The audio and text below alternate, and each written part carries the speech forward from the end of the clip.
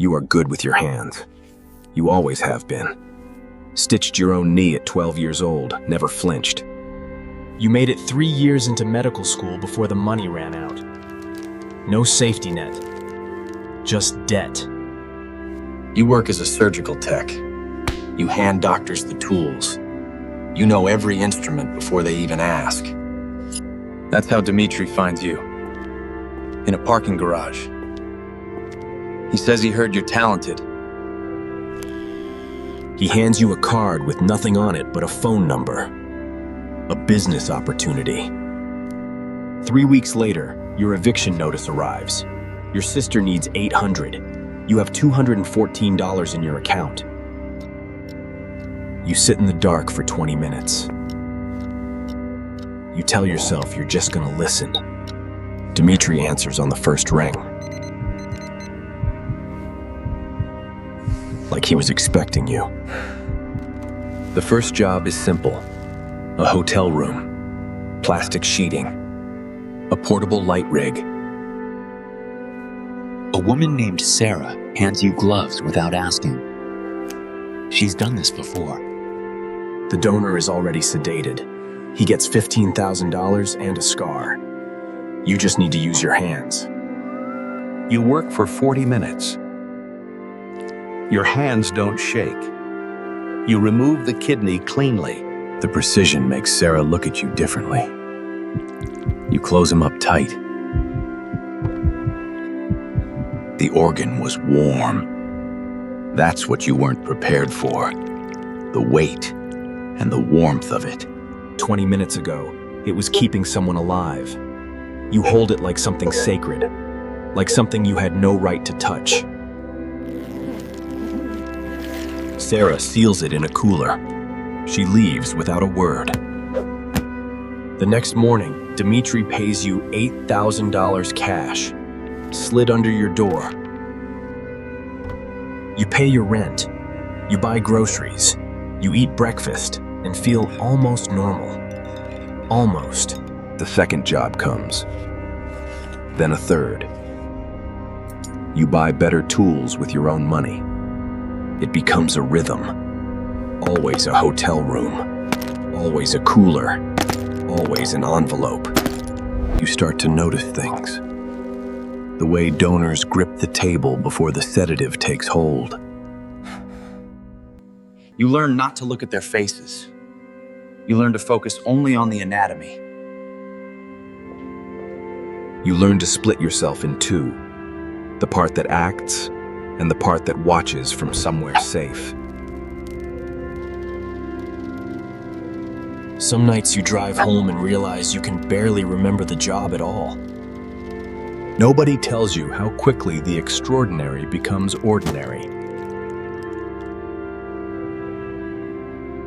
By the 15th time, it was just a problem to be solved. You stopped feeling the warmth. You stopped counting at 20. Then Dmitri calls about a different kind of job. Not a kidney. Something else. Non-consented. Someone who won't be waking up after. Someone brought there under different pretenses entirely. You tell him no. You hang up. For 2 weeks, nothing.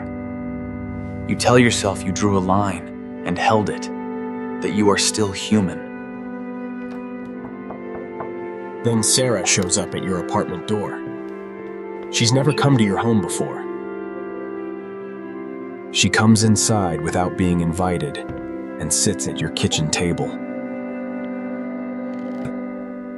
There are circles under her eyes you never noticed in the hotel rooms. She looks older.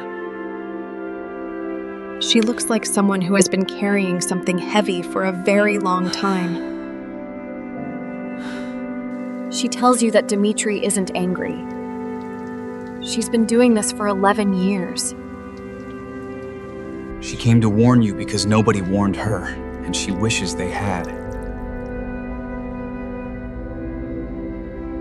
There is no line, she says. You think there is. Everyone thinks there is at first. You think the things you won't do define you, protect you, keep you human. But the line isn't real. The line is just where you are right now. She looks at the textbooks stacked on your shelf, the ones from medical school. She asks if you remember the first job, the nerves, the way your hands felt holding the organ. Does it feel the same now? She asks. You don't answer. She already knows. She stands up. She buttons her coat and walks to your door. She pauses with her hand on the frame. Her face looks like someone saying goodbye to something already lost. You're good with your hands, she says. Better than some surgeons with actual degrees. That's not a compliment. People like Dimitri don't retire their best tools. They just find new uses for them. She leaves. The door closes softly behind her. You sit at the table for a long time. You look at your hands. You feel something shift inside you. A door closing in a room you can't find your way back to. You take out your real phone. You pull up the registrar's number for the medical school. You stare at it for a long time, long enough that the screen goes dark. You think about the dorm room. How certain you were that the story wasn't over. You put the phone down. You pick up the second phone. You text Dimitri 2 words. I'm available.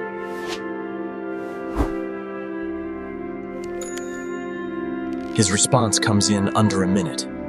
Good. Tomorrow night. You go to the sink and wash your hands. You watch the water run over them.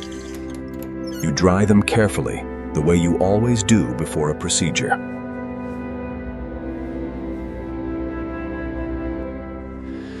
You go to bed. You close your eyes. You sleep fine. That's what scares you most. Not the line you crossed, but how easy the sleeping has become. How the dark just feels like dark. Your mother was right. You are good with your hands.